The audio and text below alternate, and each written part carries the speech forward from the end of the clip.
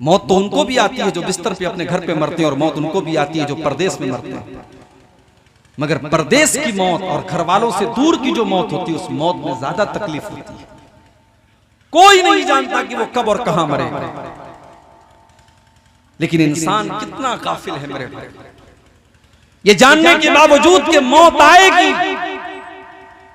और ये जानने के बावजूद कि हमें नहीं मालूम कि मौत कब और कहां आएगी, इंसान लंबे चौड़े प्लान बनाता है कि हम ये करेंगे, हम वो करेंगे। सामान 100 बरस का है, पल की खबर नहीं। इंसान को ये तो पता नहीं कि वो कल जिंदा रहेगा भी कि नहीं रहेगा, और वो 100 बरस की प्लानिंग करके बैठा है। वो जमीन और जायदाद और ये और वो बना के बैठा है, और वो ये भी नहीं जानता कि वो कल जिंदा रहेगा। इसीलिए अल्लाह ताला कुरान के अंदर सूरह वाक़िया के अंदर फरमाता है, ऐ इंसान तू कितना बेबस है, तू कितना कमजोर है, तेरी औकात क्या है। तू अगर अपनी औकात को देखना चाहता है इंसान, तू अपनी मौत के ऊपर गौर कर। ऐ इंसान तू अपनी मौत के ऊपर गौर कर, जब तेरी मौत का टाइम आता है। अल्लाह फरमाता है, फलौला इज़ा बलगतिल हुल्कूम व अंतुम हीनइज़िन तंजुरून। मेरे बंदो, जब तुम्हारी मौत का टाइम आता है और तुम्हारी रूह तुम्हारे हलक से निकलने वाली होती है, तुम्हारी रूह निकल करके हलक तक पहुंच जाती है, वो अंतुम हीनइज़िन तंजुरून, और तुम देखते हो कि मरने वाला तुम्हारी आंखों के सामने मर रहा है। बाप की रूह निकल रही है, बेटा देख रहा है, शौहर का इंतकाल हो रहा है, बीवी बैठी है चारपाई के पास, लेकिन बीवी चाह करके भी अपने शौहर को नहीं बचा सकती। बेटा अपने बाप को नहीं बचा सकता, बाप अपने बेटे को नहीं बचा सकता। इंसान तो कितना बेबस और लाचार है, ये तुझे तेरी मौत बताती है। जितनी भी दौलत आपके पास आ जाए, जितने भी पैसे आ जाएं, जितने बड़े बड़े डॉक्टरों से आप कांटेक्ट कर लें, अगर मौत का टाइम आ गया है तो दुनिया के बड़े बड़े डॉक्टर भी आकर के कह देंगे, साहब अब इनको दुआ की जरूरत है, इनको दवा की जरूरत नहीं है, अब हम इनको बचा नहीं सकते, इनकी जिंदगी हमारे हाथ में नहीं है। फलौला इज़ा बलगतिल हुल्कूम व अंतुम हीनइज़िन तंजुरून। मेरे बंदो, जब जान हलक तक पहुंच जाती है और तुम देखते हो कि सामने वाला मरने की कगार पर है, फलौला इन कुंतुम गैर मदीनीन तरजिऊनहा इन कुंतुम सादिकीन। मेरे बंदो, अगर तुम्हें ऐसा लगता है कि उस मरने वाले के ऊपर किसी का कंट्रोल और पावर नहीं है, मरने वाला आजाद है, वो खुद से जिंदा हुआ है और खुद से मर जाएगा, अगर तुम्हें ऐसा लगता है तो उस मरने वाले को तुम मौत के मुंह से बचा करके दिखा दो, तुम उसकी रूह को निकलने से बचा करके दिखा दो। तुम ऐसा नहीं कर सकते, नहीं कर सकते। और ये भी याद रखिए, जिसकी रूह निकल गई दोबारा रूह वापस भी नहीं आ सकती। हमारे यहाँ जो ये अकीदा माना जाता है ना कि आत्महत्या करने के बाद आत्मा भटकती रहती है, पहली बात तो आत्मा बोलना भी नहीं चाहिए, रूह को रूह ही बोलना चाहिए, रूह को आप आत्मा नहीं बोल सकते। रूह के लिए कुरान और हदीस में रूह का लफ्ज आया है। तो मरने के बाद रूह भटकती रहती है। अगर कोई सुसाइड कर ले, आत्महत्या कर ले, ये बॉलीवुड के फिल्मों में तो हो सकता है, ये सीरियल्स में तो हो सकता है, मगर रियलिटी में ऐसा कभी नहीं हो सकता, इसलिए कि मरने के बाद किसी की रूह दुनिया में वापस नहीं आती। कुरान का 18वां पारा उठाएं, हत्ता इज़ा जाअ अहदहुमुल मौत क़ाल रब्बिरजिऊन। मेरे बंदो, जब तुम्हारी मौत का टाइम आता है, बंदा अपने अल्लाह से कहता है कि ऐ मेरे परवरदिगार, तू एक बार मुझे दुनिया में दोबारा लौटा दे, एक मौका और दे दे, लअल्ली आमलु सालिहा। ऐ अल्लाह, तू एक मौका मुझे और दे दे, मुझे दोबारा तू दुनिया में भेज दे ताकि मैं नेक अमल कर सकूं।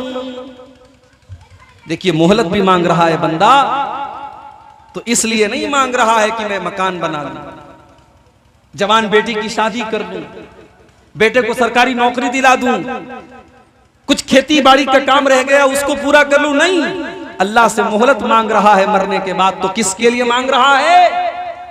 लअल्ली अअमलु सालिहा, ऐ अल्लाह तू मुझे एक मौका और दे दे, मैं नेक अमल करके तुझे राजी कर सकूं। आज हमें और आपको जिंदगी मिली है, जवानी मिली है, हम और आप समझते हैं कि साहब बुढ़ापा आएगा तो हम नेकी कर लेंगे। अल्लाह ने दौलत दी है, हज कर सकते हैं, उम्रा कर सकते हैं, मगर नहीं करते कि अरे यार अभी तो उम्र की ही कितनी है, अभी ठीक है पैसा है मेरे पास, लेकिन अभी उम्र तो मेरी 30 साल है, 35 साल है, जब 50 के हो जाएंगे, 60 साल के हो जाएंगे, हज भी कर लेंगे, उम्रा भी कर लेंगे। 30-30 साल के जवानों को आज मौत आ रही है, 35-35 साल के जवानों को कैंसर हो रहा है, बदन के ऊपर फालिज का हमला होता है, एक तरफ की पूरी बॉडी पैरालाइज हो जाती है, मफलूज हो जाती है, और चलता फिरता इंसान अपाहिज बन जाता है। मेरे प्यारे साथियों, अगर आज अल्लाह ने आपको तंदुरुस्ती दी है तो इसकी कद्र कीजिए, इसके पहले कि आप बीमार हो जाए। बड़ी जामे हदीस अल्लाह के प्यारे नबी की, मुस्तदरक अल हाकिम की सही रिवायत है। अल्लाह के प्यारे नबी जनाब मोहम्मद रसूलुल्लाह सल्लल्लाहु अलैहि वसल्लम फरमाते हैं, इग़तनिम खमसन क़ब्ल खमसिन, 5 चीजों की कदर करो, 5 चीजों की कीमत को और वैल्यू को समझो 5 चीजों के आने से पहले। नंबर 1, शबाबक क़ब्ल हरमिक, अपनी जवानी की कदर करो इसके पहले कि बुढ़ापा आ जाए। तुम्हारे बाल सफेद हो जाएंगे, तुम्हारे बदन के ऊपर झुर्रियां पड़ जाएंगी, तुम जरा सा सीढ़ी से फिसल करके गिरोगे, तुम्हारे बदन की हड्डियां टूट जाएंगी, इस कदर तुम कमजोर हो जाओगे कि लाठी लेकर के तुमको चलना पड़ेगा। आज तुम्हारे बदन के अंदर ताकत है, आज तुम्हारे अंदर जवानी है, तो इस जवानी का तुम सही इस्तेमाल करो इसके पहले कि तुम्हारे ऊपर बुढ़ापा आ जाए। वस्सिहतक क़ब्ल सक़मिक, और दूसरी चीज अल्लाह के नबी फरमाते हैं, अपनी सेहत की, अपनी तंदुरुस्ती की कदर करो इसके पहले कि तुम बीमार हो जाओ। कभी कभी मैं भी महसूस करता हूं, ये रात रात भर के जलसे, लंबे लंबे सफर करना, कभी खाना मिल रहा है सफर में, कभी नहीं मिल रहा है। कभी कभी साउथ में सफर में जाता हूं, ट्रेन में 12-12 घंटे का सफर हो रहा है, कोई मतलब का नाश्ता भी नहीं मिल रहा है। अब साउथ में नाश्ता, हमारे यहाँ जो नाश्ता चलता है वो साउथ में थोड़ी मिलेगा, वहां इडली मिल रही है, बड़ा मिल रहा है, वो सब हम लोग पसंद नहीं करते। 12-12 घंटे ट्रेन पर बैठे हुए हैं, कुछ खाने को नहीं मिल रहा है, रात रात भर जलसे में जागे, उसके बाद ट्रेन पर गए, ट्रेन पर स्लीपर में टिकट मिला, एसी में नहीं मिल पाया, स्लीपर में जनरल बना हुआ है, त्योहार का मौका है, ढंग से बैठ नहीं सकते, सोना तो बड़ी दूर की बात है। ये सारे हालात हम लोग जब फेस करते हैं मेरे भाइयों, तो एहसास होता है कि हम अपनी सेहत पर जुल्म कर रहे हैं।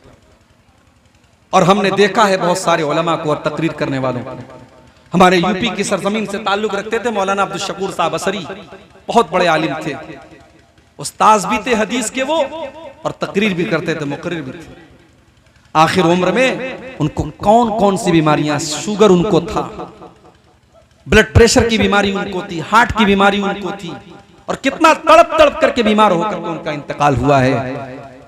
आज इंसान तंदुरुस्त होता है, नौजवान बेचारा सेल्फी ले रहा है, मौलाना साहब आए, नौजवान सेल्फी ले रहा है, लोग हाथों हाथ ले रहे हैं, लोग खिला रहे हैं, पिला रहे हैं, मगर जब वही इंसान सेहत और तंदुरुस्ती को खो देता है मेरे भाई, जब बीमार पड़ता है, बिस्तर पे पड़ता है, तो कौन किसको पूछने जाता है। कभी कभी एहसास होता है कि हम इन तकरीरों और जलसों में जाकर के अपनी सेहत को बर्बाद कर रहे हैं। मगर सिक्के का दूसरा पहलू यह भी है कि चलो ठीक है, अगर हमारी तंदुरुस्ती और हमारी सेहत का कुछ फायदा अगर उम्मत को मिल रहा है, अगर हमारे जिस्म की एनर्जी कुछ अगर समाज की और मुआशरे की इस्लाह पर खर्च हो रही है, तो क्या पता हम गुनहगारों के इन्हीं कामों को अल्लाह ताला हमारी नजात का जरिया बनाते हैं। भाई हम पैदा इसलिए नहीं हुए कि हम पैसे कमाएं, हम पैदा इसलिए नहीं हुए कि अच्छे कपड़े पहने, हम तो पैदा हुए अल्लाह को राजी करने के लिए, अल्लाह की इबादत करने के लिए। अगर हमारी एनर्जी के जरिए, हमारे बदन की ताकत के जरिए, हमारे टाइम के जरिए अगर अल्लाह के दीन की बुलंदी होती है और अल्लाह के दीन को लोग समझते हैं, कुरान और हदीस को लोग समझते हैं, तो ये हमारे लिए बहुत बड़ी खुशनसीबी की बात है। और मैं कभी कभी गौर करता हूँ मेरे भाई, आपके किशनगंज में, अररिया में, कटिहार में, पूर्णिया में और सीमांचल के इस पूरे इलाके में मैं जब मुख्तलिफ गांव में जाता हूं, तो मैं कभी कभी सोचता हूं कि अब्दुल गफ्फार सरफी अगर बनारस में साड़ी का कारोबार कर रहा होता तो शायद पूर्णिया और अररिया और किशनगंज के इन इलाकों में जहां ठीक है बहुत पैसे वाले लोग नहीं हैं, गरीब लोग हैं, मजदूर लोग हैं, मगर इनके दिलों में जो मेरी मोहब्बत है और जो मोहब्बत मुझे खींच करके आपके दरमियान लाती है, वो शायद मैं करोड़पति और अरबपति और साड़ी का कारोबारी बन जाता बनारस का, तो वो मोहब्बत में हासिल नहीं कर सकता। पैसा यकीनन मैं हासिल कर लेता, मकान शायद मेरा और शानदार बन जाता और बेहतरीन लाइफ स्टाइल में गुजार लेता, मगर इतने सारे लोगों की मोहब्बत, मेरी हादसे की खबर मिली है, हादसा मेरे साथ हुआ है, मेरी बीवी की आंखों से आंसू आए, मेरे वालिदैन की आंखों से आंसू आए, लेकिन साथ में हजारों लोगों की आंखों से भी आंसू आए और लोगों ने फोन करके रोते हुए कहा कि शेख हम आप वीडियो कॉल के जरिए अपना चेहरा दिखाइए, हमें यकीन नहीं आ रहा है कि आप ठीक हैं। और कल लखनऊ में जब मैं पहुंचा, एक साहब ने जैसे ही मैं पहुंचा मेरी पेशानी को चूम लिया और रोते हुए कहा, मौलाना मैं बेकरार था कि जब तक मैं आपको देख न लूं मुझे सुकून नहीं मिलेगा। ये मोहब्बत अगर हमें मिल रही है मेरे भाई, हमारे पास क्या है? हमारे पास अगर अल्लाह और उसके रसूल की चंद बातें हैं, कुरान और हदीस की चंद बातें हैं और उन बातों के जरिए लोग इतनी मोहब्बत दे रहे हैं, तो मैं समझता हूं कि चलो ठीक है यार, अगर कुछ सेहत बर्बाद हो रही है, कुछ एनर्जी जा रही है, कुछ बदन कमजोर हो रहा है, तो चलो यही सही, मेरी जिंदगी का मकसद तेरे दी की सरफराजी, मैं इसीलिए मुसलमान, मैं इसीलिए नमाजी। अल्लाह ने कुरान में फरमाया, कुल इन्न सलाती व नुसुकी व महयाया व ममाती लिल्लाहि रब्बिल आलमीन, ऐ नबी आप कह दीजिए मेरा जीना अल्लाह के लिए है, मेरा मरना अल्लाह के लिए है, मेरी नमाज अल्लाह के लिए, मेरी कुर्बानी अल्लाह के लिए है। मेरे भाइयों, अगर आज आपके पास तंदुरुस्ती है, उस तंदुरुस्ती की कद्र करो, उस तंदुरुस्ती की कद्र करो, इसके पहले कि आप बिस्तर पे पड़ जाएं, दूसरों के मोहताज हो जाएं, इस हालत को पहुंच जाएं कि पेशाब और लेटरिन दूसरा कोई आपको कराए। अगर आज आप अपने पैरों पर खड़े हैं तो इस हालत में आप अल्लाह का शुक्र अदा करें और अल्लाह को राजी करने वाला अमल करें। और तीसरी चीज अल्लाह के नबी फरमाते हैं, वगीना का कब्ल फक्रिक, अपनी दौलत की कदर करो इसके पहले कि तुम गरीब हो जाओ। आज अगर तुम्हारे पास पैसे हैं, आज अगर तुम्हारे पास दौलत है, उस दौलत का सही इस्तेमाल करो, अपने बीवी बच्चों का भी ख्याल रखो, अपने कपड़े के ऊपर भी खर्च करो। यह भी इस्लाम की तालीम नहीं है। पैसा है हमारे पास, हम फटा पुराना कपड़ा पहन रहे हैं, ये इस्लाम की तालीम नहीं। पैसा है हमारे पास, हम देसी मुर्गा खा सकते हैं, मगर हम साहब घर में दाल बनवा रहे हैं, हम नहीं खाएंगे देसी मुर्गा। क्यों नहीं खाएंगे साहब? अरे यार पैसा बचाएंगे, ऐसा पैसा मत बचाइए, ऐसा पैसा मत बचाइए। अगर अल्लाह ने दौलत दी है, अच्छा खाओ, अच्छा पहनो, अपने बीवी बच्चों को अच्छा पहनाओ, ये भी इस्लाम की तालीम। एक सहाबी अल्लाह के नबी के पास आए, अल्लाह के नबी ने देखा बड़े फटे पुराने कपड़े पहने। अल्लाह के नबी ने पूछा, माल है आपके पास?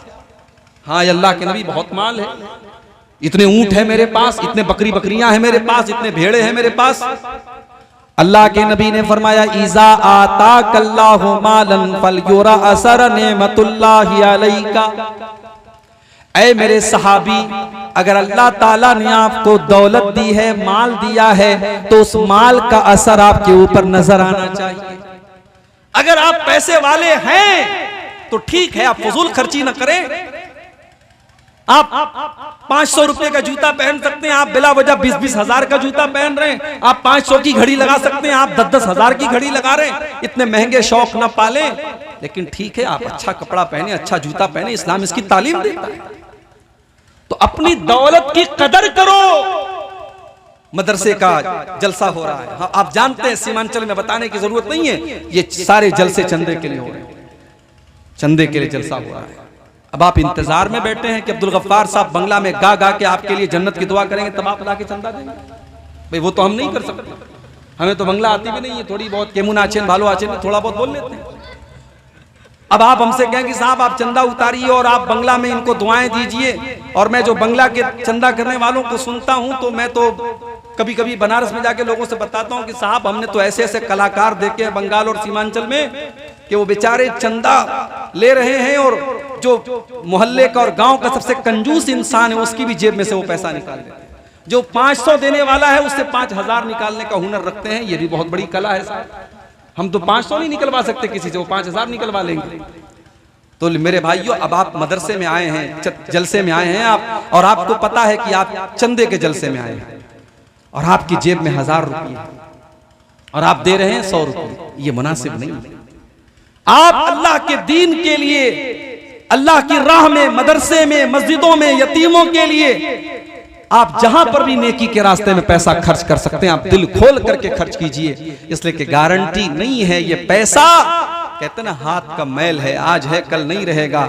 हमने देखा है बहुत सारे करोड़पति हैं, कल करोड़पति थे, आज वो रोडपति हो गए हैं, सड़क पर आ गए हैं। आज अगर अल्लाह ने आपको दौलत से नवाजा है, दिल खोल करके इन मदरसों में और अल्लाह के इन दीन के किलों में और इन इदारों में आप खर्च कीजिए मेरे प्यारे भाइयों। अल्लाह के नबी फरमाते हैं कि अपनी दौलत की कद्र करो इसके पहले कि तुम गरीब हो जाओ। और चौथी चीज, व फरागक क़ब्ल शुग़लिक, और ऐ मेरी उम्मत के लोगों तुम अपने टाइम की कदर करो, अपने वक्त की कदर करो, अपने समय की कदर करो इसके पहले कि तुम बिजी हो जाओ।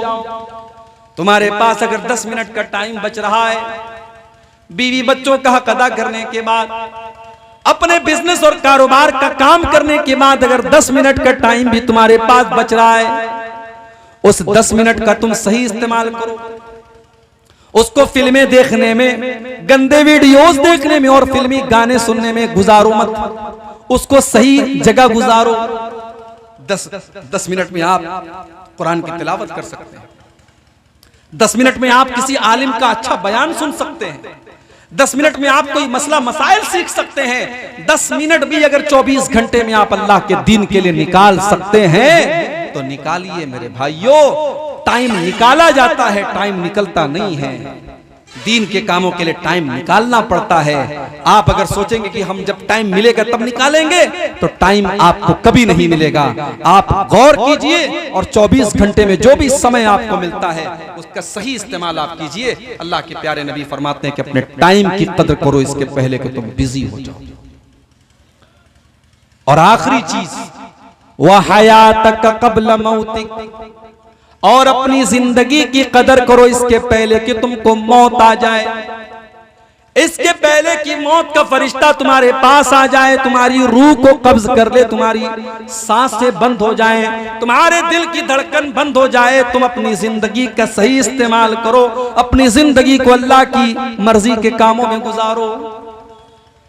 मेरे प्यारे साथियों, मैंने खुतबे मसनूना के बाद जो आयत पढ़ी थी, कुरान के 30वें पारे की आयत है, सूरह इंशिकाक की आयत। अल्लाह फरमाता है, या अय्युहल इंसानु इन्नका कादिहुन इला रब्बिका कदहन फमुलाकी।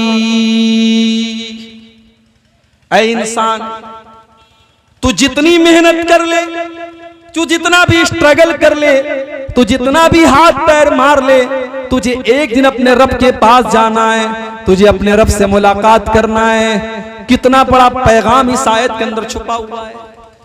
इंसान दुनिया में जितना भी काम कर ले, जितना भी बड़ा से बड़ा बिजनेस और कारोबार कर ले, जितना से बड़ा प्रॉपर्टी बना ले, घर मकान बना ले, कुछ भी कर ले, एक दिन उसे मौत आएगी और उसे अपने रब के पास जाना पड़ेगा।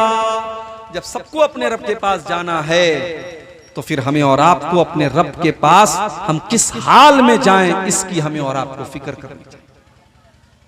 आज कितने मुसलमान लड़के और लड़कियां हैं, आप यकीन कीजिए, हम जब खबरें सुनते हैं कि कटिहार के अंदर एक मुसलमान लड़की गैर मुस्लिम के साथ भाग गई, किशनगंज के अंदर एक मुसलमान लड़की गैर मुस्लिम के साथ फरार हो गई, कलकत्ता के अंदर, दिल्ली के अंदर, मुंबई के अंदर, पटना के अंदर, बनारस के अंदर, जब हम इस तरीके की खबरें सुनते हैं हमारा खून खौल उठता है, हमारा खून खौल उठता है मेरे भाई। कि एक मुसलमान लड़की, क्या उसको यह भी नहीं मालूम कि हम इस्लाम को छोड़ करके किसी दूसरे मजहब में जा रहे हैं? हम कितनी बड़ी नेमत से अपना हाथ धो रहे हैं। इस कायनात की अगर सबसे बड़ी कोई नेमत है मेरे प्यारे साथियों तो वो इस्लाम है। इसीलिए जब अल्लाह ने इस्लाम को मुकम्मल किया और सूरह मायदा की जब आयत अल्लाह ने नाजिल की, तो उस आयत में अल्लाह ताला ने इस्लाम को अपनी नेमत करार दिया। अल-यौमा अकमलतु लकुम दीनकुम व अतममतु अलैकुम निअमती व रदीतु लकुमुल इस्लाम दीना। आज मैंने तुम्हारे दीन को मुकम्मल कर दिया, और मैंने अपनी नेमत को तुम पर तमाम कर दिया और इस्लाम को मैंने तुम्हारे लिए सिलेक्ट कर लिया, इस्लाम को चुन लिया। अब इस्लाम के अलावा कोई दूसरा दीन तुम लेकर के आओगे तो कबूल नहीं किया जाएगा। एक मुसलमान लड़का या लड़की कैसे इस्लाम को छोड़ सकता है जब अल्लाह ताला ने ये ऐलान कर दिया, वमन यब्तगी गैरल इस्लामी दीनन फलन युक़बल मिन्हु। इस्लाम को छोड़ करके तुम कोई दूसरा मजहब अगर लेकर के आओगे, अल्लाह की बारगाह में कोई दूसरा मजहब कबूल नहीं किया जाएगा। इस्लाम तो वो नेमत है मेरे भाइयों। हम 5 टाइम की नमाज में जब भी अल्लाह की बारगाह में खड़े होते हैं, हम 17 बार अल्लाह के सामने ये दुआ करते हैं, इहदिना सिरातल मुस्तकीम। ऐ अल्लाह तू हमको इस्लाम के ऊपर चला, तुम सिरात मुस्तकीम के ऊपर चला, सिरातल लजीना अनअमता अलैहिम। ऐ अल्लाह हमें उनके रास्ते पर चला जिनके ऊपर तेरा इनाम हुआ था, गैरिल मग़दूबि अलैहिम वलद्दाल्लीन। ऐ अल्लाह तू हमें उनके रास्ते पर न चला जिनके ऊपर तेरा गजब नाजिल हुआ, यानी यहूदियों के रास्ते पर तू हमको मत चला, वलज़ालिन। और अल्लाह तू हमें गुमराह लोगों के रास्ते पर भी न चला, हमें ईसाइयों के रास्ते पर भी न चला। हम 17 बार सुन्नतों को छोड़ दीजिए, वित्र की नमाज को छोड़ दीजिए, नवाफिल को छोड़ दीजिए, सिर्फ फर्ज की अगर गिनती की आप बात करें तो फजर से लेकर के इशा तक 5 टाइम की नमाज में हम 17 बार अल्लाह से क्या मांगते हैं? दौलत नहीं मांगते हैं, औलाद नहीं मांगते हैं, दुनिया का सुकून नहीं मांगते, हिदायत मांगते हैं। और हिदायत कहां है मेरे प्यारे साथियों? इस्लाम। आज कोई इस्लाम को छोड़ सकता है? अरे इस्लाम तो वो नेमत है जिसको मरते दम तक बचाने का अल्लाह ने हुक्म दिया है। अल्लाह के नबी अपने हर खुतबे में वो आयत पढ़ा करते थे सूरह आल इमरान की, जो सुनते सुनते आपको भी याद हो गई होगी। या अय्युहल्लज़ीना आमनुत्तकुल्लाहा हक्का तुकातिही वला तमूतुन्ना इल्ला व अंतुम मुस्लिमून। ऐ ईमान वालो, तुम अल्लाह से डरो जितना अल्लाह से डरने का हक है, और तुम्हें मौत ना आए मगर इस्लाम की हालत में। सुना है कि नहीं आपने ये आयत? याद है ना आपको? इसमें अल्लाह ने ये क्यों कहा कि तुम्हें मौत ना आए मगर इस्लाम की हालत में? इसलिए कि ऐसा भी हो सकता है सारी जिंदगी इंसान नमाज पढ़ता रहा, सारी जिंदगी रोजा रखता रहा, हज भी उसने कर लिया, उम्रा भी उसने कर लिया, मरने के पहले उसने कोई ऐसा काम कर दिया जिसकी वजह से वो इस्लाम से खारिज हो गया, वो काफिर हो गया, वो मुशरिक हो गया, वो मुर्तद हो गया, और उसका खात्मा इस्लाम के ऊपर नहीं हो पाया। इसीलिए अल्लाह के नबी फरमाते हैं, इन्नर रजुल लयअमलु बिअमलि अहलिल जन्ना। कभी कभी ऐसा होता है इंसान जन्नतियों वाला अमल करता है, नेक अमल करता है, लेकिन इंसान हकीकत में जहन्नमी होता है। और कभी कभी ऐसा भी होता है कि इंसान जहन्नम में लेकर के जाने वाला अमल करता है, लेकिन हकीकत में वो जन्नती होता है। इसलिए कि इन्नमल आमालु बिल खवातीम, अमल का दारो मदार खात्मा पर है। इंसान का खात्मा किस चीज पर होता है? इंसान मरता है तो किस हाल में मरता है? तौहीद तो वो चीज है मेरे भाई, इस्लाम तो वो चीज है कि इस्लाम के ऊपर ही हमें मरने का भी ऑर्डर दिया गया है, मरते दम तक इस्लाम की हिफाजत करने का ऑर्डर दिया गया है।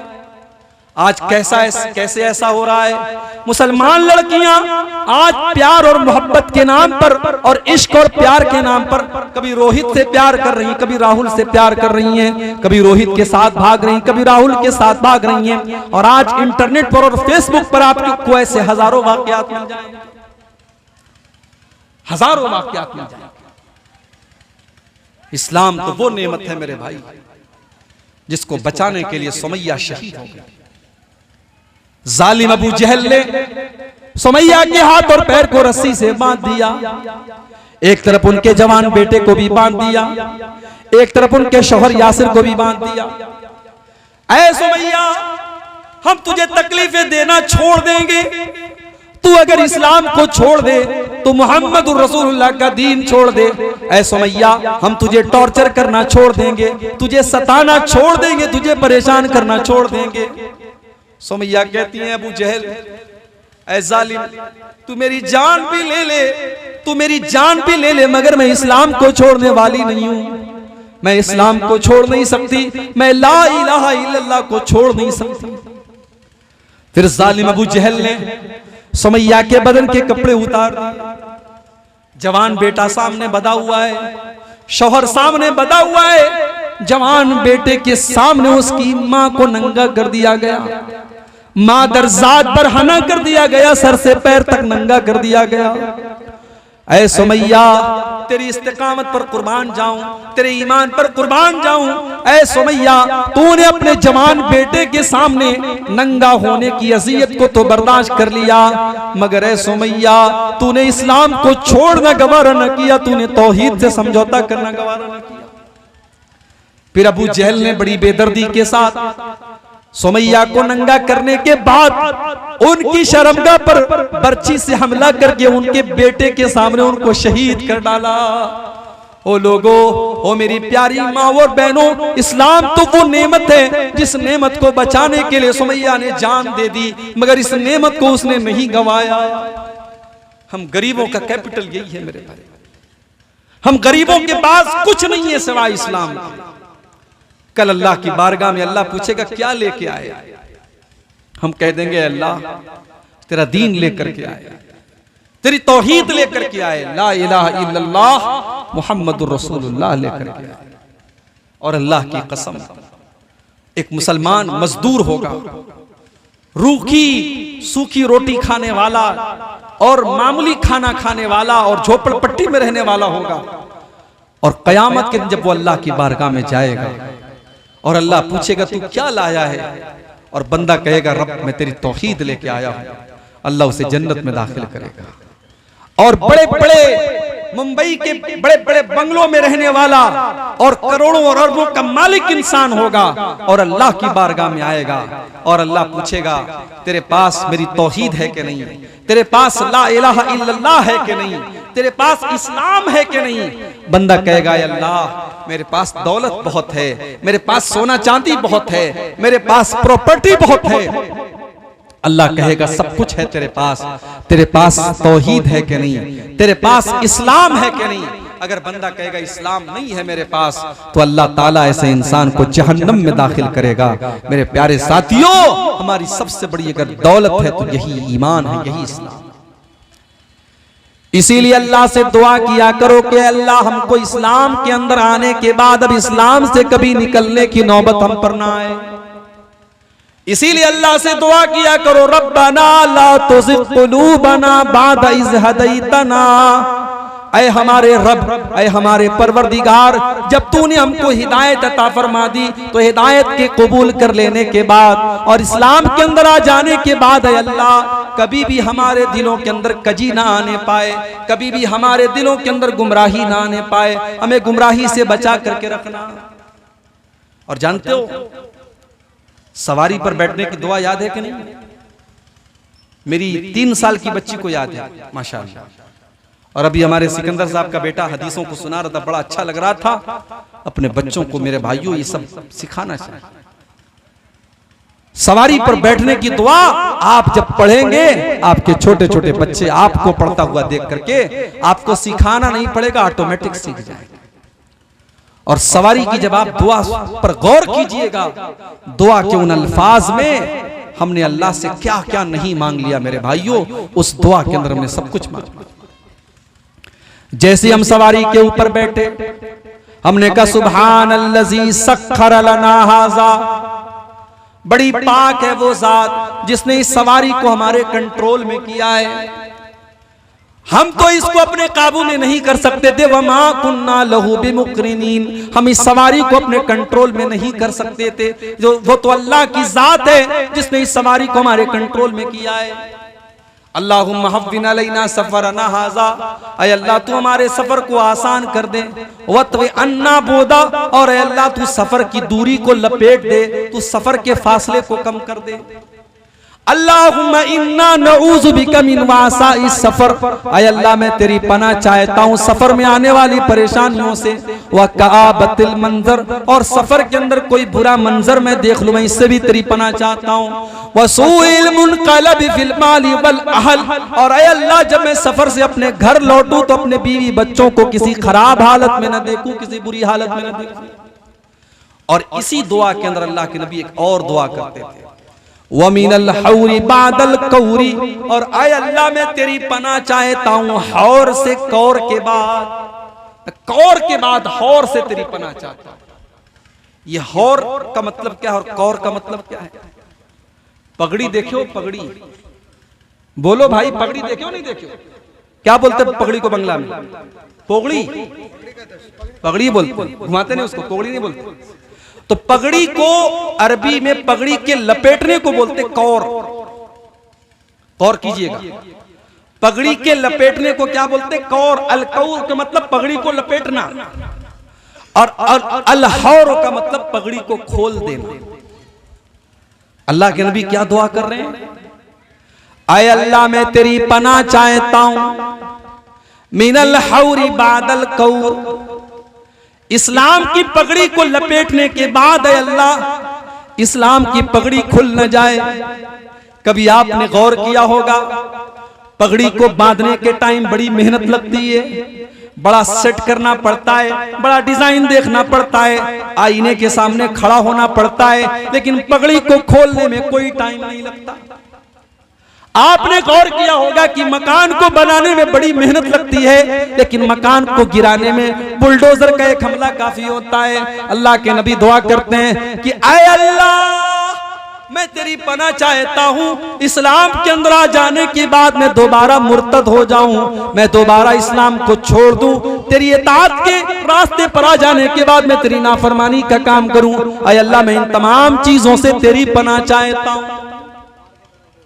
एक इंसान पहले से गलत काम कर रहा है, वो बुरा कर रहा है, मगर एक इंसान सीधे रास्ते पर आने के बाद गलत काम करे, ये ज्यादा अफसोस की बात है। एक आदमी ऑलरेडी नमाज नहीं पढ़ रहा था, वो भी गलत कर रहा है, मगर एक नमाज पढ़ने लगा था, पांचों टाइम का पाबंद हो गया था, उसके बाद उसने नमाज छोड़ दी, ये ज्यादा अफसोस की बात है। अल्लाह के नबी दुआ कर रहे हैं, आए अल्लाह मैं तेरी पनाह चाहता हूं हौर, कौर के बाद हौर से, तेरी इताअत के काम करने के बाद तेरी नाफरमानी का काम मैं करूं, इससे मैं तेरी पनाह चाहता हूं। इसीलिए मेरे भाइयों, अल्लाह के नबी ये भी दुआ किया करते थे, या मुक़ल्लिबल क़ुलूब, ऐ दिलों के फेरने वाले, सब्बित क़ल्बी अला दीनिक, ऐ अल्लाह तू मेरे दिल को अपने दीन के ऊपर साबित कदम कर दे, जमा दे। दिल जो है ना, दिल को अरबी में कल्ब बोलते हैं। जानते हो दिल को कल्ब क्यों बोलते हैं? कल्ब के माने अरबी में होते हैं पलटना। दिल हमेशा पलटता रहता है, दिल चेंज होता रहता है, दिल कभी एक हालत में नहीं रहता है। इसीलिए दिल का नाम कल्ब पड़ा, क्योंकि दिल हमेशा पलटता रहता है, और जब दिल पलटता रहता है तो अल्लाह के नबी दुआ करते थे कि ऐ दिलों के पलटने वाले, ऐ दिलों के चेंज करने वाले, ऐ अल्लाह मेरे दिल को अपने दीन के ऊपर स्टेबल कर दे, मेरे दिल को अपने दीन के ऊपर फिक्स कर दे, मेरे दिल को अपने दीन के ऊपर जमा दे, मेरे दिल के अंदर कभी गुमराही ना आए, कभी कोई कजी ना आए, कभी कोई टेढ़ापन ना आए। जब अल्लाह के नबी ये दुआ करते थे तो हजरत अनस बिन मालिक रजी अल्लाह तआला अन्हु ने पूछा कि अल्लाह के नबी, क्या आपको हमारे बारे में भी डर है? हम तो आपके ऊपर ईमान लाए, हमने इस्लाम कबूल कर लिया, कि आपको हमारे बारे में भी डर है कि हमारा दिल पलट जाएगा? अल्लाह के नबी ने फरमाया, ऐ अनस, इन्ना क़ुलूब बनी आदम बैन उसबुअैन मिन असाबिर रहमान, ऐ अनस तमाम के तमाम इंसानों के दिल अल्लाह ताला की दो उंगलियों के दरमियान है। अब अल्लाह की दो उंगलियां कैसी हैं हमें नहीं पता, लेकिन अल्लाह की उंगली है। हम नऊज़ुबिल्लाह ये नहीं कह सकते कि अल्लाह की उंगली हमारी उंगली की तरह है। अल्लाह की उंगली है, हम ईमान रखते हैं। अब अल्लाह की उंगली कैसी है, कैफियत हम नहीं जानते। सारे आदम के औलाद के दिलों को अल्लाह ताला अपनी 2 उंगलियों के दरमियान घुमाता रहता है। इसीलिए मैं अल्लाह से दुआ करता हूं कि ऐ दिलों के फेरने वाले और ऐ दिलों के पलटने वाले, तू मेरे दिल को अपने दीन के ऊपर साबित कदम रख दे। आज मेरे भाइयों, इस दुआ को हमें और आपको पढ़ने की जरूरत है। यह फितरों का दौर है और नबी ने इस दौर के बारे में कहा था कि शाम को आदमी मुसलमान होगा, सुबह को काफिर होगा, सुबह को मुसलमान होगा, शाम को काफिर होगा। और आज वो दौर और हालात हम देख रहे हैं मेरे भाई। आज कितने मुसलमान लड़की और लड़कियां हैं जो इस्लाम के मानने वाले थे, मुसलमान घर में पैदा हुए थे, मगर बाद में वो मुर्तद हो गए, इस्लाम को उन्होंने छोड़ दिया, या इस्लाम को छोड़ करके दूसरा मजहब कबूल कर लिया, या फिर वो मजहब से ही दूर हो गए, वो मुल्हिद हो गए, वो बेदीन हो गए। आज कितने बड़ी तादाद में नौजवान लड़कों के अंदर भी ये बीमारी आ रही है और नौजवान लड़कियों के अंदर भी ये बीमारी आ रही है। और इस दौर में हमें और आपको करना क्या चाहिए, इस पर भी कुछ बातें आप सुन लीजिए। अगर आप चाहते हैं कि आपकी आने वाली नस्लें इस्लाम पर चले, इन मदरसों को कायम रखो मेरे भाई। स्कूल तो खुलते रहेंगे, कॉलेज तो खुलते रहेंगे, आपके बच्चे साइंस और टेक्नोलॉजी पढ़ेंगे, आपके बच्चे डॉक्टर तो बनेंगे, इंजीनियर तो बनेंगे, वकील तो बनेंगे, मगर उनको कॉलेज में, स्कूल में कोई ये बताने वाला नहीं होगा कि अल्लाह कौन है। उनको कोई ये बताने वाला नहीं होगा कि रसूल कौन है, उनको ईमान क्या है, इस्लाम क्या है। उनको ये सारी बातें अगर बताई जाएंगी तो इन्हीं मदरसों में बताई जाएंगी।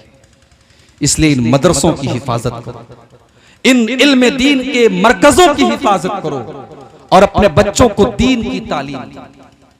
अल्लाह ने कुरान के 28वें पारे में फरमाया, या अय्युहल्लज़ीना आमनू कू अनफुसकुम व अहलीकुम नारम वक़ूदुहा अन्नास वल हिजारा। ऐ ईमान वालों, अपने आप को और अपने घर वालों को जहन्नम की आग से बचाओ। अलैहा मलाइकतुन गिलाजुन शिदादुन ला यासूनल्लाह। जहन्नम के जो दारोगा होंगे वो बड़े सख्त किस्म के होंगे और वो किसी के साथ कोई मुरव्वत नहीं करेंगे।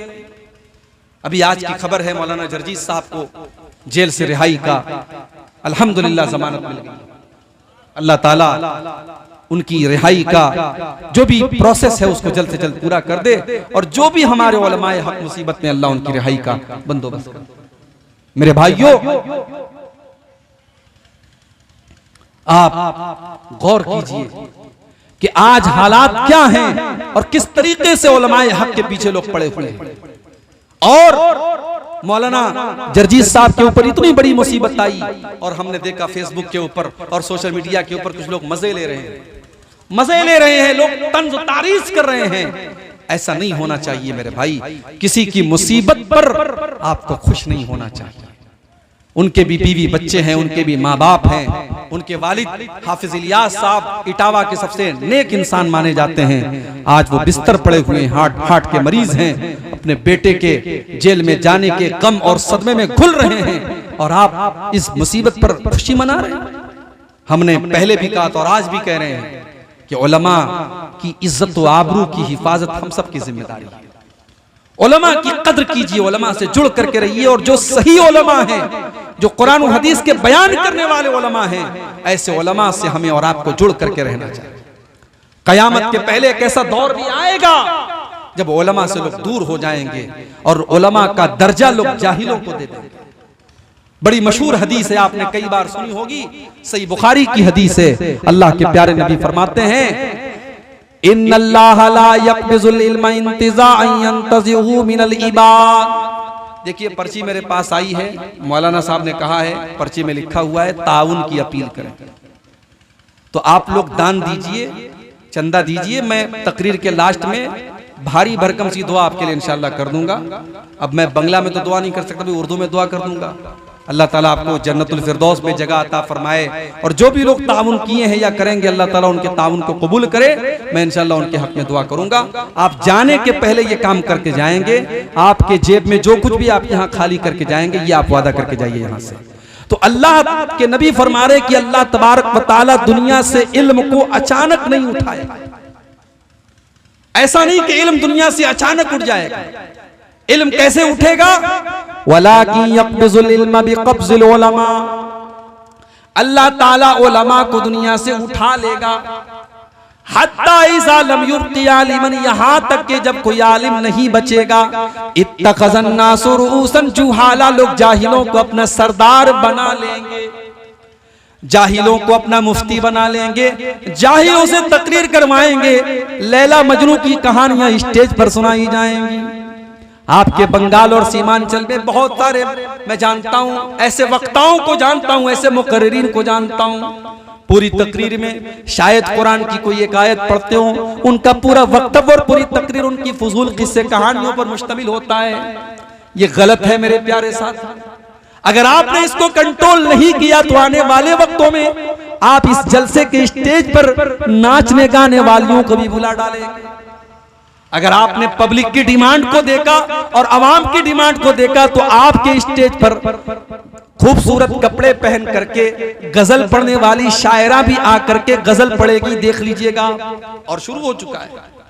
इस साल सीमांचल के कई जलसों में मैंने सुना साहब शायर लोग आ रहे हैं। कहां से आ रहे हैं? मऊ से आ रहे हैं, लखनऊ से आ रहे हैं। मैं शायरों की इज्जत करता हूं, मैं भी थोड़ी बहुत शायरी करता हूं, मगर आप जलसे को जलसा रहने दो भाई।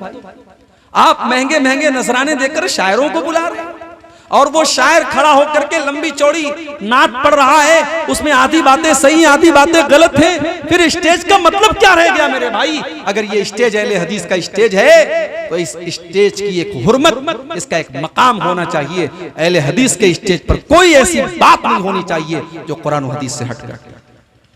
अहले हदीस के स्टेज पर कोई ऐसी गजल, कोई ऐसी नज्म, कोई ऐसी नात नहीं होनी चाहिए, पढ़ी जानी चाहिए जो कुरान और हदीस के खिलाफ। आप पैसे देकर के बड़े बड़े शायरों को बुला रहे हैं। शायर लोगों के बारे में कुरान कहता है वश्शुअराउ यत्तबिउहुमुल गावून, शायरों के पीछे बेवकूफ लोग पढ़ते हैं। शायर लोगों की कोई उनकी अपनी एक अलग दुनिया होती है। आप शायरों के लिए मुशायरा ठीक है, जलसों में आप शायरों को बुलाएंगे मामला खराब होंगे। अल्लाह के नबी फरमा रहे हैं उलमा का मकाम लोग जाहिलों को देंगे। यहां तक कि जब उलमा दुनिया से खत्म हो जाएंगे तो जाहिलों से लोग फतवा पूछेंगे। फसइलू फअफ्तू बिगैरि इल्मिन, और जब जाहिलों से फतवा पूछा जाएगा तो वो बगैर नॉलेज के फतवा देंगे। और जब वो गलत फतवा देंगे फज़ल्लू वज़ल्लू, तो खुद भी गुमराह होंगे और दूसरों को भी गुमराह करेंगे। एक और हदीस में अल्लाह के नबी फरमाते हैं कि कयामत की एक निशानी ये भी है कि अल्लाह ताला इल्म को दुनिया से उठा लेगा और जिहालत बहुत ज्यादा फैल जाएगी। किशनगंज में तो बड़े बड़े यूनिवर्सिटीज और बड़े बड़े कॉलेजेस खुल रहे हैं। बनारस में इतने बड़े बड़े इदारे मौजूद हैं। स्कूल और कॉलेज तो बराबर खुल रहे हैं, मदरसों की भी कोई कमी नहीं है। तो फिर अल्लाह के नबी के कहने का क्या मतलब है कि इल्म को उठा लिया जाएगा? मतलब यही है, मदरसे तो चलेंगे मगर मदरसों में पढ़ने वाले और पढ़ाने वाले नहीं बचेंगे। मुसलमानों के बच्चे इन मदरसों में पढ़ेंगे नहीं और मुसलमान अपने बच्चों को पढ़ाना भी नहीं चाहेगा। लोग इल्म तो हासिल करेंगे मगर इल्म दुनिया हासिल करेंगे, इल्म दीन हासिल नहीं करेंगे। कुरान और सुन्नत का इल्म लोग हासिल नहीं करेंगे। और आगे अल्लाह के नबी एक दूसरी हदीस में फरमाते हैं कि कयामत के पहले कैसा दौर भी आएगा, ऐसा दौर भी आएगा ला युदरा मा सलातुन वला सियामुन वला सदका। लोग इतने जाहिल हो जाएंगे दीन के मामले में कि लोगों को यह भी पता नहीं होगा कि नमाज किस चीज का नाम है, कुर्बानी किस चीज का नाम है, रोजा किस चीज का नाम है, सदका खैरात किस चीज का नाम है। वल युसरा अला किताबिल्लाहि अज़्ज़ा व जल्ला फी लैलतिन, और अल्लाह ताला कुरान को रातों रात उठा लेगा। हत्ता ला तबका मिनहु आयतुन फिल अर्ज़ि, यहां तक कि रूए जमीन पर कुरान की एक आयत भी बाकी नहीं बचेगी। कयामत के पहले कैसा दौर भी आएगा। ये आज कुरान आपके मदरसों में आपके घरों में रखा है ना, इसको पढ़ा करो मेरे भाई। ये कुरान चूमने की किताब नहीं, कुरान पढ़ने की किताब है।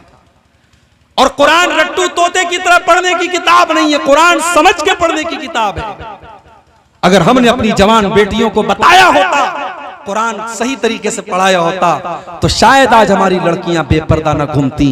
जब उन्होंने कुरान की उस आयत को पढ़ा होता जिसमें अल्लाह उनसे कहता है कि ऐ नबी अपनी बेटियों से कह दो, अपनी बीवियों से कह दो और तमाम मुसलमान औरतों से कह दो युदनीना अलैहिन्ना मिन जलाबिबिहिन्ना कि जब वो घर के बाहर निकला करें तो चादर में निकला करें, जिलबाब में निकला करें। ज़ालिका अदना अन युरफ़ना फला युज़ीन, यही चादर और यही नकाब और यही बुर्का उनकी पहचान बन जाएगा। अगर आपने अपनी बेटियों को कुरान मतलब और तर्जमे और ट्रांसलेशन के साथ पढ़ाया होता तो वो आज पर्दा करती हो के बेपर्दा ना होती। मेरे प्यारे साथियों, हमने कुरान को चूमने की किताब बना दिया। अल्लाह के नबी फरमाते कि कयामत के पहले एक ऐसा जमाना आएगा कि कुरान को उठा लिया जाएगा, हत्ता ला तबका मिन आयतुन, रूए जमीन पर कुरान की एक आयत भी बाकी नहीं बचेगी। व तबका तवाइफु मिनन नास, हालात इतने बुरे हो जाएंगे, कुछ लोग ऐसे बचेंगे जो कलमा पढ़ेंगे। और वो कलमा भी क्यों पढ़ेंगे? वो कहेंगे हमारे बाप दादा कलमा पढ़ते थे इसलिए हम कलमा पढ़ रहे हैं, ला इलाहा इल्लल्लाह पढ़ रहे हैं। और वो कलमा पढ़ने वाले भी जवान लोग नहीं होंगे। अल्लाह के नबी फरमाते हैं अश-शैखुल कबीर वल अजूज, वो बूढ़े लोग होंगे, वो बूढ़ी औरतें होंगी। नौजवान नस्ल तो कलमा भी नहीं पढ़ेगी, वो कलमा से भी दूर हो जाएगी। बूढ़े लोग बचेंगे, बूढ़ी औरतें बचेंगी, वो बेचारे कलमा पढ़ेंगे और वो कहेंगे हमारे बाप दादा पढ़ते थे इसलिए हम भी पढ़ रहे हैं।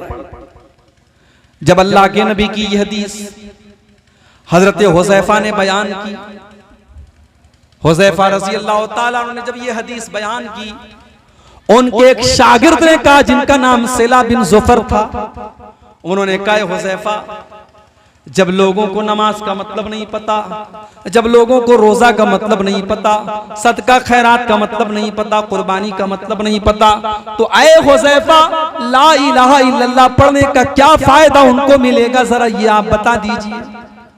हजरत हुज़ैफा ने कोई जवाब नहीं दिया, मुंह फेर लिया। सिला ने दोबारा सवाल किया, हजरत हुज़ैफा ने फिर मुंह फेर लिया।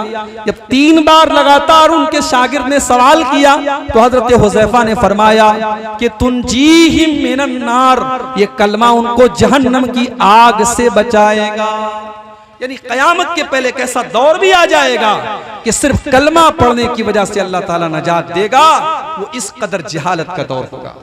मेरे प्यारे साथियों, अपने बच्चों को, अपने घर के लोगों को, अपनी फैमिली को इल्म दीन के साथ जोड़िए। जब तक हम इल्म दीन अपने घर में माहौल पैदा नहीं करेंगे, हम खुद भी इल्म दीन नहीं सीखेंगे, अपने बच्चों को नहीं सिखाएंगे, हम जहन्नम की आग से अपने घर वालों को नहीं बचा सकते। और ये भी याद रखिए, कभी भी किसी गुनाह को हकीर मत समझिए। इंसान की बर्बादी यहीं से शुरू होती है, जब वो ये सोचता है कि ये गुनाह तो कर लेना चाहिए, इसमें कोई हर्ज की बात नहीं है। किसी भी गुनाह को हकीर मत समझिए। अल्लाह के नबी फरमाते हैं इय्याकुम व मुहक्करातिज़ ज़ुनूब, ऐसे गुनाहों से बचा करो जिनको हकीर समझा जाता है। छोटे छोटे गुनाहों से बचा करो जिनको लोग छोटा समझते हैं, इसलिए कि ये छोटे छोटे गुनाह इंसान के ऊपर इकट्ठा होकर के उसको हलाक कर देते हैं, बर्बाद कर देते हैं। तो गुनाहों से बचो मेरे प्यारे साथी। इसी तरीके से आज के इस दौर में हमें और आपको दुनियादारी के फितने से भी बचना पड़ेगा। दुनिया के चंगुल में हम इतने न फंस जाएं कि हम आखिरत को भूल जाएं।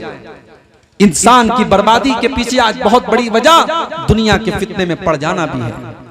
इसीलिए अल्लाह के नबी अपनी उम्मत के बारे में ये फरमाते हैं मल फक्र अख्शा अलैकुम, ऐ मेरी उम्मत के लोगों, मुझे इस बात का डर नहीं है कि तुम गरीब हो जाओगे।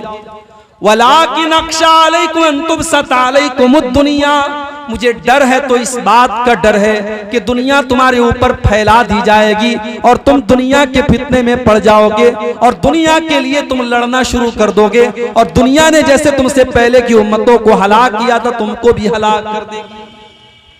तो दुनियादारी के फितने से बचिए। इसी तरीके से औरत के फितने से भी हमें और आपको बचना होगा।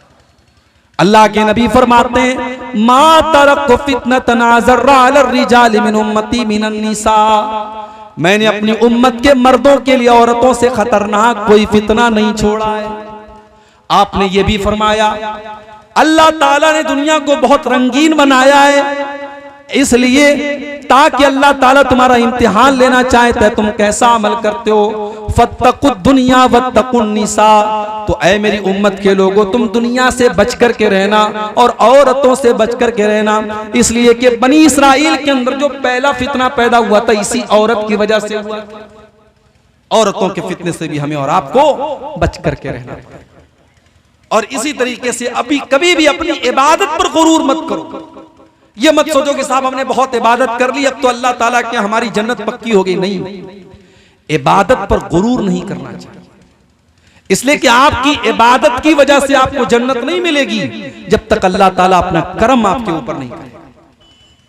सही मुस्लिम के अल्फाज हैं, अल्लाह के नबी फरमाते हैं तुम में से कोई इंसान अपने अमल की बदौलत जन्नत में दाखिल नहीं हो पाएगा। सहाबा ने पूछा अल्लाह के नबी क्या आप भी? आपने फरमाया कि हाँ मैं भी जन्नत में अपने अमल की बदौलत नहीं जा पाऊंगा। इल्ला अन यतगम्मदनी अल्लाहु बिरहमतिही, जब तक अल्लाह ताला अपना रहमो करम न फरमा दे तब तक मैं भी जन्नत में नहीं जा सकता। जब तक अल्लाह का करम नहीं होगा, अल्लाह की रहमत नहीं होगी, कोई जन्नत में नहीं जा सकता।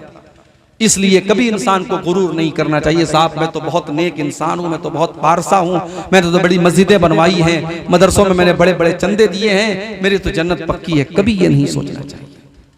इब्राहीम अलैहिस्सलाम खाने काबा की तामीर कर रहे थे, दुनिया की पहली मस्जिद बना रहे थे, अल्लाह का पहला घर बना रहे थे, मगर उनकी जुबान पर क्या अल्फाज थे?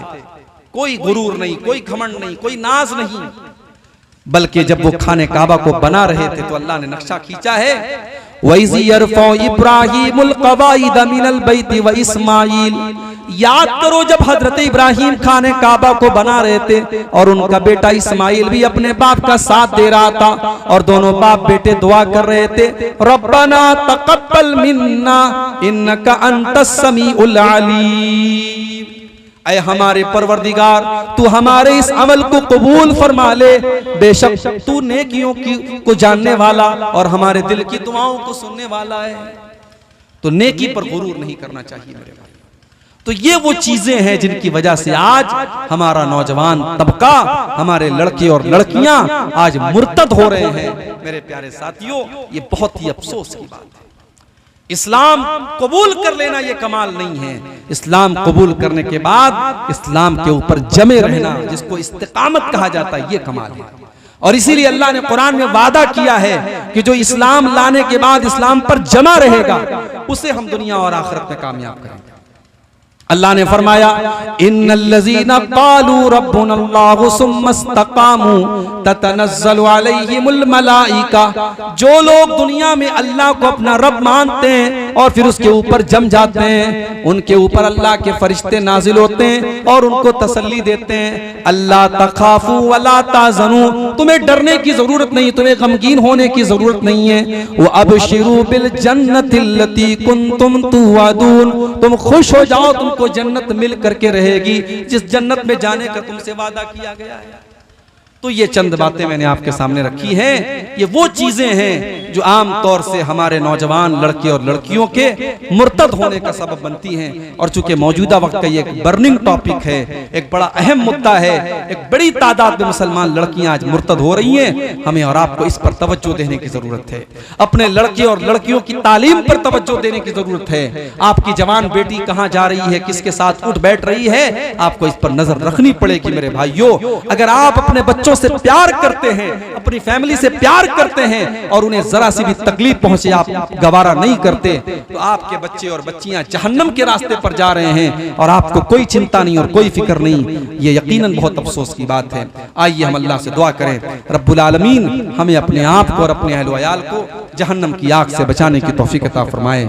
आज का ये प्रोग्राम जिस मदरसा अल मिसबाह लितहफ़ीज़ुल कुरान जिस इदारे की तरफ से आज के जलसा हुआ है, अल्लाह इस इदारे के जरिए जो बच्चे हमारे फारिग हुए हैं जिन्होंने कुरान का हिफ्ज़ किया है, अल्लाह इन बच्चों के इल्म में और इनके हिफ्ज़ में बरकत अता फरमाए। अल्लाह क्या नाम है? अब्दुल सलाम। ये अब्दुल सलाम भाई मरहूम के तरफ से उनके बेटे ने जो है ये 200 रुपये का चंदा दिया है इस मदरसे में। अल्लाह मरहूम की मग़फ़िरत फरमाए, उनके खताओं को दरगुजर फरमाए, उनकी नेकियों को कबूल फरमाए। और इसी तरीके से आप हजरात भी जो ताउन करना चाहें आइए और यहाँ पे देते चले जाइए। अल्लाह ताला आपके ताउन को, आपके चंदे को कबूल फरमाए। जाते जाते यहाँ हमारे जो चैनल वाले भाई हैं, मैं 2 बातें आपसे कहना चाहूँगा।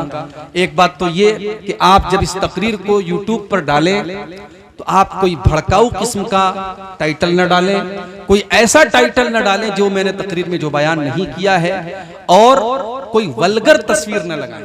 इस बात की बहुत कंप्लेंट है, बहुत शिकायत है कि बहुत सारे यूट्यूब चैनल वाले इंतहाई बेहुदा और गंदी तस्वीरें लगा करके मेरी तकरीरों पर उसके क्लिप बना रहे हैं, जिसकी वजह से मेरी बदनामी हो रही है।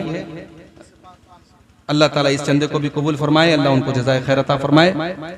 तो ये मैं अपने चैनल वाले भाइयों से कहूंगा कि आप ऐसी कोई भी थंबनेल ना बनाएं जो वल्गर हो, नामुनासिब हो। आप तकरीर का चैनल बनाए हैं, अगर आपको यही सब करना है आप नाच गाने का चैनल बनाइए, उसमें आपको कोई कुछ नहीं कहेगा। मगर आप तकरीर का चैनल बना करके और अल्लाह और उसके रसूल की बातों पर आप नंगी औरतों की तस्वीर लगा रहे हैं और साथ में मेरा फोटो लगा रहे हैं, ये बहुत ही गलत और बहुत ही नाज़ेबा चीज़ है।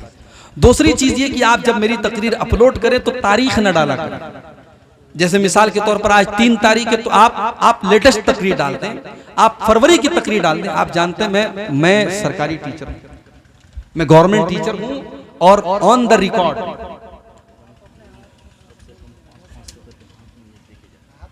हाँ आप हजरात जो लोग यहाँ हैं मौजूद, कम से कम 500-500 रुपया चंदा दे करके यहाँ ताउन दे करके जाएं। अल्लाह ताला आपके चंदे को कबूल फरमाए। सिकंदर साहब का हुक्म है भाई, बड़े आदमी है इनका है सिकंदर बुखारी साहब, आप लोग दे करके जाएं, ताउन करके जाएं।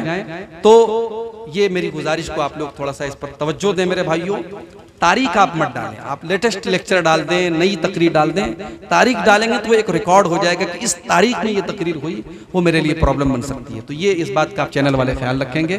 अल्लाह ताला हम सबको अपने दीन का काम करने की तौफीक अता फरमाए। आइए जाते जाते थोड़ा सा दान दिवेन, हाँ दान दिए जाओ, देते जाबे ना, हाँ दान दिए जाओ,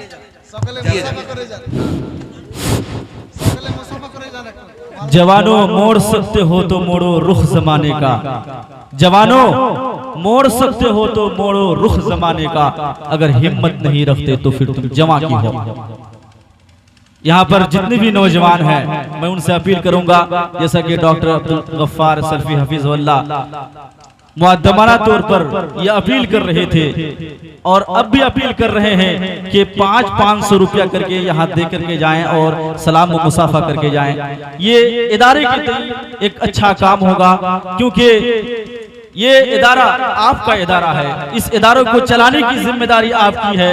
जब तक आप लोग इसमें बढ़ चढ़ के ताउन को जवानी में भूला है तू और ताकत के बल पे फूला है तू, अपने रब को जवानी में भूला है तू और ताकत के बल पे फूला है तू। जब जवानी ढलेगी तो पछताएगा, जब जवानी ढलेगी तो पछताएगा, ऐसे रोने रुलाने से क्या फायदा, ऐसे रोने रुलाने से क्या फायदा। था हुकूमत का फिरौन को भी नशा, जुल्म पर जुल्म खिलकत पे करता रहा। था हुकूमत का फिरौन को भी नशा, जुल्म पर जुल्म खिलकत पे करता रहा। जब समुंदर में डूबा तो कहने लगा, जब समुंदर में डूबा तो कहने लगा, ऐसी कुर्सी के पाने से क्या फायदा, इस हुकूमत के पाने से क्या फायदा। मालदारी में मशहूर कारून था, वो मुखालिफ था मूसा व हारून का, मालदारी में मशहूर कारून था, वो मुखालिफ था मूसा व हारून का।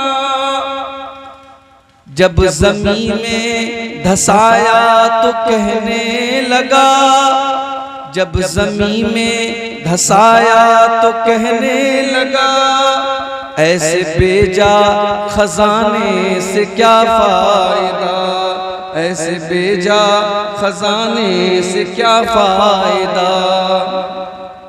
और आखिरी अशार समाप्त फरमाए, अपनी शोहरत में मोहसिन न तू यूं मचल।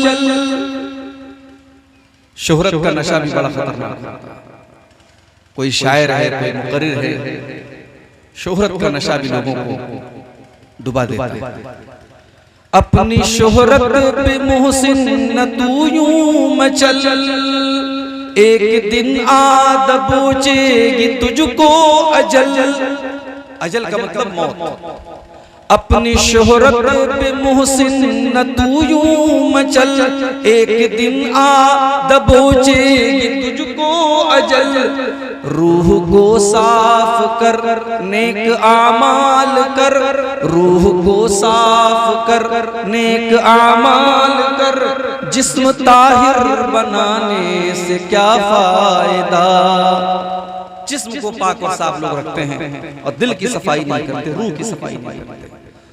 रूह को साफ कर नेक आमाल कर, जिस्म ताहिर बनाने से क्या फायदा। आंख खोलो उठो याद रब को करो, उम्र यूं ही गवाने से क्या फायदा।